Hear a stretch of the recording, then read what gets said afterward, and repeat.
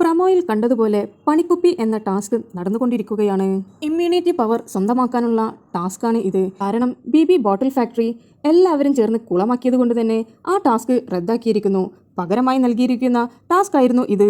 ഈ ടാസ്കിൽ ഇപ്പോൾ തന്നെ പല ആളുകളും ഔട്ടായി കഴിഞ്ഞിരിക്കുന്നു. ഇപ്പോൾ ചെറിയൊരു ബ്രേക്ക് നൽകിയിരിക്കുകയാണ്. ടാസ്ക് എന്താണെന്ന് വെച്ചാൽ ബിഗ് ബോസിന്റെ സപ്പോർട്ടിംഗ് ടീമായ 3 ബൗൺസേഴ്സ് അവിടെ ഉണ്ടായിരുന്നു. അവർ എല്ലാവരുടെയും കണ്ണ് അടച്ചു കെട്ടിവെക്കും. എന്നിട്ട് ബിഗ് ബോസ് പറയുന്ന സമയം അവിടെയുള്ള ബോക്സിൽ നിന്ന് ഒരു കാർഡ് എടുക്കും. അതിൽ ആരുടെ പേരാണോ വരുന്നത് അവരുടെ ബ്ലൈൻഡ് ഫോൾഡ് മാത്രം മാറ്റും.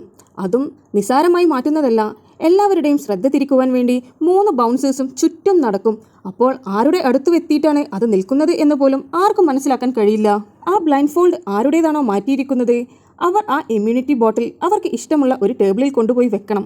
എന്നിട്ട് പഴയതുപോലെ അവരുടെ സ്ഥാനത്ത് തന്നെ പോയി ഇരിക്കണം. പിന്നെ ബിഗ് ബോസ് പറയുമ്പോഴാണ് എല്ലാവരും ബ്ലൈൻഡ് ഫോൾഡ് മാറ്റേണ്ടത്.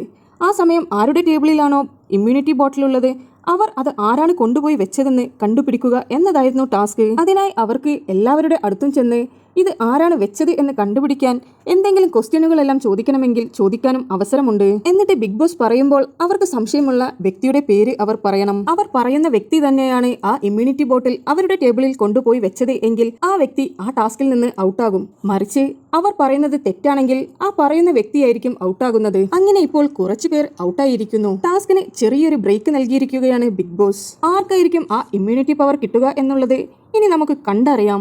നിങ്ങൾക്ക് കൂടുതൽ ബി അപ്ഡേറ്റ്സ് അറിയുവാൻ താല്പര്യമുണ്ടെങ്കിൽ ചാനൽ സബ്സ്ക്രൈബ് ചെയ്ത് സപ്പോർട്ട് ചെയ്യുക.